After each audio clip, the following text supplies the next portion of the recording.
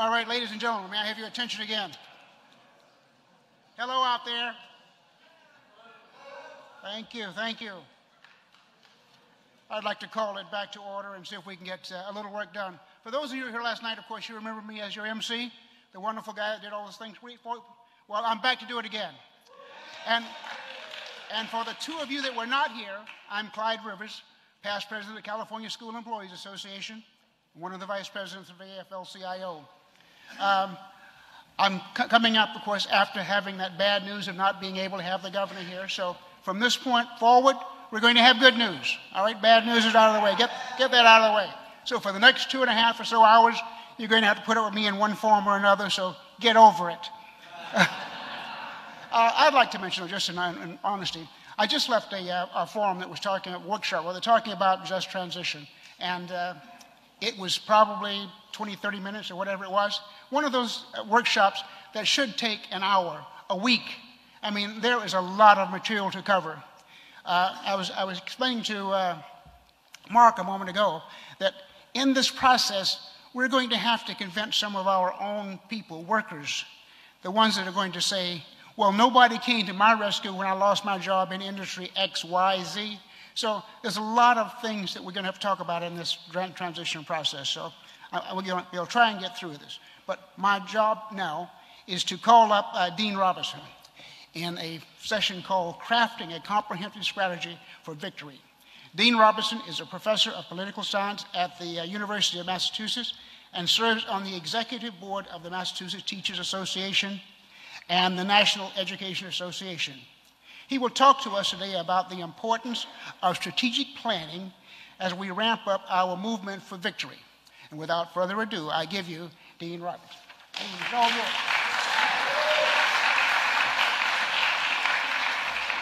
Thank you very much. It's so nice to be here.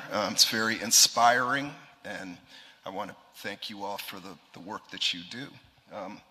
So I was asked to speak on comprehensive strategy, but what I really want to share with you are experience and thoughts about organizing around education policy that might be relevant for organizing around single payer as a campaign.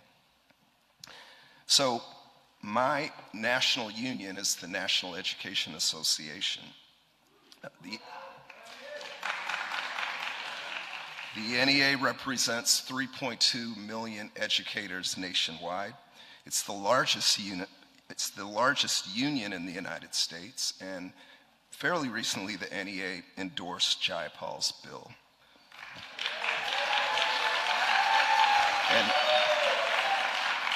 And that's a big deal. My state union, the Massachusetts Teachers Association, represents 116,000 members in the state, and it's the largest union in the state of Massachusetts. And we have longed back single payer. But for both bodies, we have not done the kind of internal organizing that would be required to advance single payer at the state or the national level. But in Massachusetts, we have done organizing around education policy that has made effective use of the structure tests that Mark Dudzik alluded to earlier. And so I want to share a few examples of that, organizing efforts of which I've been part in my state union. So some of you might know that in 2016, we fought and defeated a ballot initiative, ballot question 2 in the state, that would have blown off the cap on charter schools in Massachusetts, which at the time were siphoning off $400 million a year from the public system overall. This was backed by Walmart money and other kind of investment firms. So this fight against question 2 required organizing and mobilizing members in a different way. It required knocking on doors, phone banking, community forums.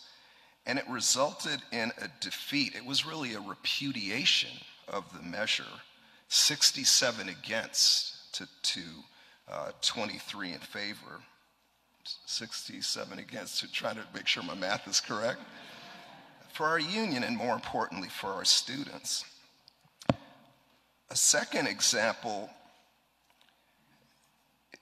is our All In campaign. So in the face of the Janus decision of 2018, we faced potential losses of membership and dues. I mean, we were considering or confronting sizable losses on both counts. And we knew that the best way to respond to that threat was through member-to-member organizing. We started a year in advance of the Janus decision. Our plan was to speak to all members of our union in our local that amounted to 1,500 faculty and librarians.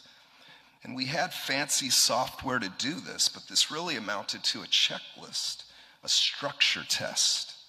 More contact meant more support and ownership of the union. And I'm pleased to report that post-Janus, we have sustained very few losses in K through 12.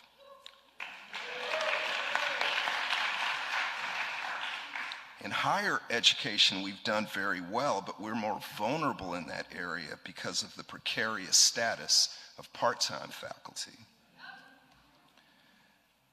Another example, the most recent example, is our Fund Our Future campaign, which we've been working on for the past year. This built on our fight against the charter question in 2016 and on our All In campaign. Our aim was to increase funding for public education in a way that gives children the education they need and deserve.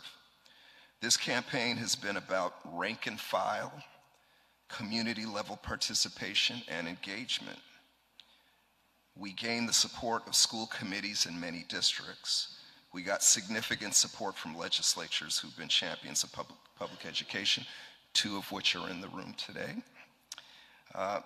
And there is legislation that has now cleared our Senate, the Student Opportunity Act, that would add some $1.4 billion to K-12 education.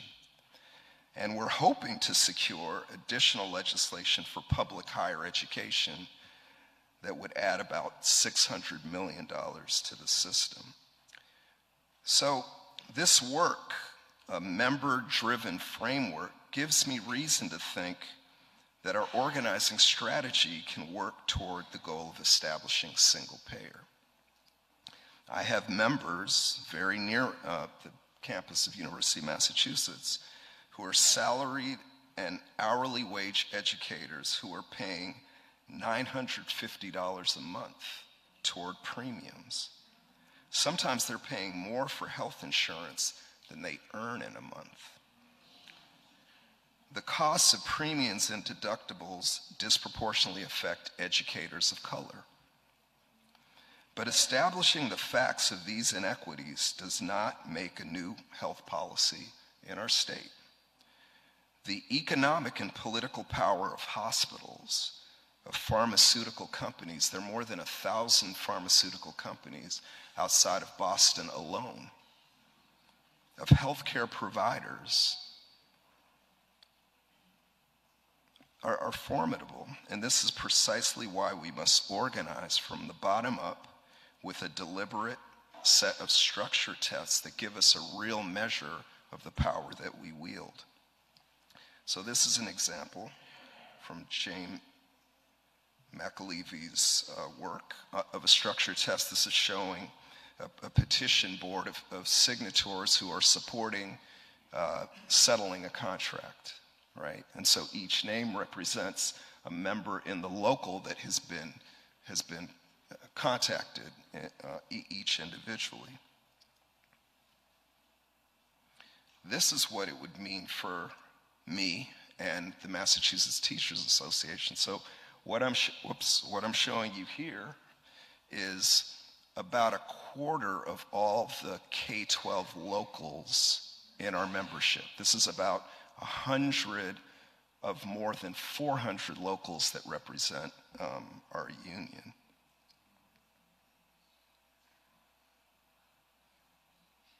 Now, the virtue of this kind of member-to-member and community organizing through the locals is that MTA is kind of like the post office. We're everywhere in the state.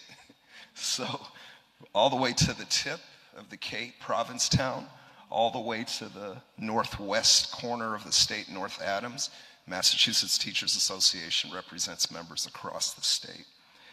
And so it's important that we would use a structure test of this sort because it links our effort to members in specific locals and specific regions in the state. And this type of organizing has not yet happened in my union, despite its long history of support for the statewide single-payer coalition, MassCare. I know MassCare is in the room. But that's right, give it up for MassCare. But if I'm not doing this, if our locals and state union are not doing this, then we are not doing the kind of organizing that we need to build power from the bottom up. And so I'm going to end and perhaps open the floor if time remains. I'm going to end with a question to you that I'm really asking myself. What is your structure test? So, all right.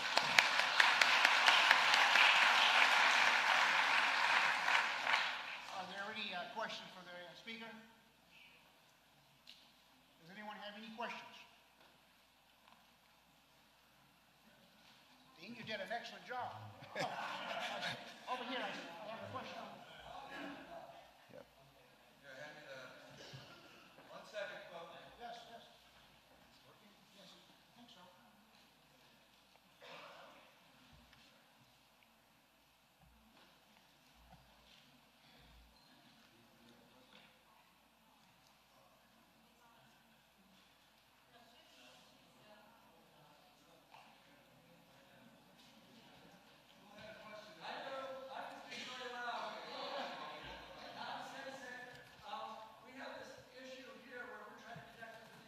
Yep.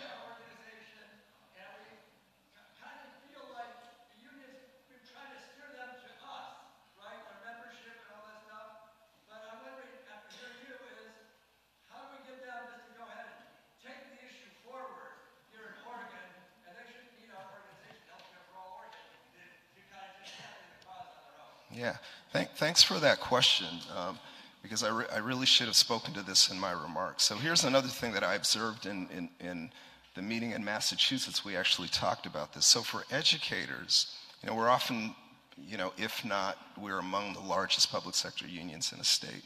And what I've noticed among the membership is a sort of unwillingness to take ownership of health policy as an issue that educators would have something to say about, right? So if it's high stakes tests, we have a lot to say. If it's recess, we have a lot to say. If it's adjunct faculty, we have a whole lot to say. But if it's single payer, we support it, but we don't really feel that we can take ownership of it. I've heard educators say, well, leave that to the nurses, right? So, and I know the nurses got it, but and so for me, that the question that you're asking, really puts it on its head. So I think when I was alluding to the organizing we're doing, which is qualitatively different, I think that it provides an opportunity to have the membership take up an issue that they may not think is an educator's issue.